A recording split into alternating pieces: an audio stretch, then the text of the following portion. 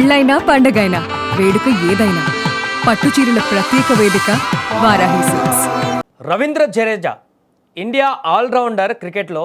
So తన పని అయిపోయింది, చాలా కాలంగా పెద్దగా పర్ఫార్మెన్స్ లేదు, ఫామ్ లేదు అనుకున్నటువంటి తరుణంలో 2026 ఐపీఎల్ సీజన్లో తనదైనటువంటి మార్కును చూపిస్తున్నాడు. మొదటి మ్యాచ్లోనే ఈసారి రాజస్థాన్ రాయల్స్ తరపున ఆడుతున్నటువంటి జడేజా మొదటి మ్యాచ్లోనే 2 వికెట్లు తీసి, అది కూడా సిఎస్కే పైన తీసి, తన పాత జట్టు పైన తీసి, తనలో ఇంకా ఎలాంటి పదును తగ్గలేదనేటువంటి సందేశాన్ని ఇచ్చాడు. తాజాగా జరిగినటువంటి మ్యాచ్లో ప్లేయర్ ఆఫ్ ది అవార్డు కూడా గెలుచుకున్నాడంటే అర్థం చేసుకోండి ఇంకా జడేజా ఎలాంటి ప్రదర్శన ఇస్తున్నాడు.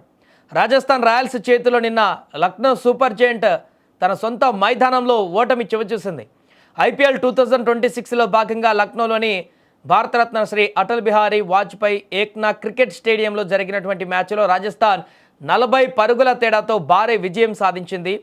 ఐపీఎల్ 2026లో భాగంగా రాజస్థాన్ రాయల్స్తో జరిగిన ఈ మ్యాచ్లో లక్నో సూపర్ జెయింట్ బౌలర్లు అద్భుతంగా రాణించారు. మొదట లక్నోలోని ఏకానా స్టేడియంలో జరిగినటువంటి ఈ మ్యాచ్లో రాజస్థాన్ రాయల్స్ను 6 వికెట్ల నష్టానికి 159 పరుగులకే కట్టడి చేసింది ఎల్ఎస్జీ.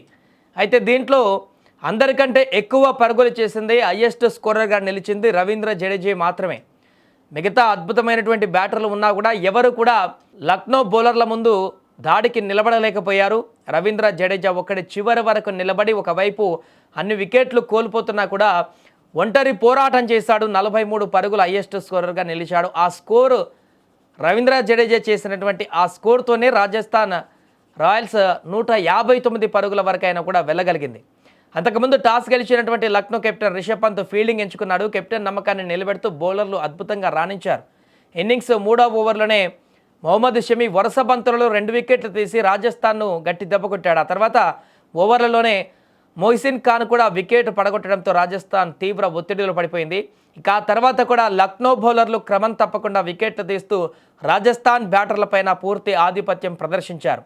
ఒక దశలో రాజస్థాన్ తక్కువ స్కోర్కే పరిమితమయ్యేలా కనిపించింది. ఈ సమయంలో గ్రీజ్లోకి వచ్చినటువంటి ఆల్రౌండర్ రవీంద్ర జడేజా కీలక ఇన్నింగ్స్ ఆడాడు. కేవలం 29 బంతుల్లోనే 43 పరుగులు చేసి అజేయంగా నిలిచాడు. ముఖ్యంగా మయాంక్ యాదవ్ వేసిన చివరి ఓవర్లో 2 ఫోర్లు 1 సిక్సర్తో ఏకంగా 20 పరుగులు రాబట్టాడు.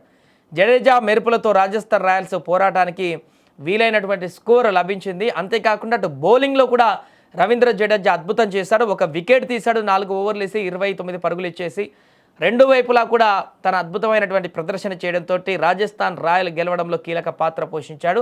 దీంతో ప్లేయర్ ఆఫ్ ది అవార్డుగా గెలుచుకున్నాడు. రవీంద్ర జడేజా ఫామ్లో లేడు. రవీంద్ర జడేజా ఇక తన పని అయిపోయింది అనుకున్నటువంటి వాళ్ళందరికీ కూడా తన ఆటతో సమాధానం చెప్పాడు. ఈరోజు మ్యాన్ ఆఫ్ ది మ్యాచ్గా నిలిచి రాజస్థాన్ రాయల్స్ గెలవడంలో కీలకంగా వ్యవహరించాడు.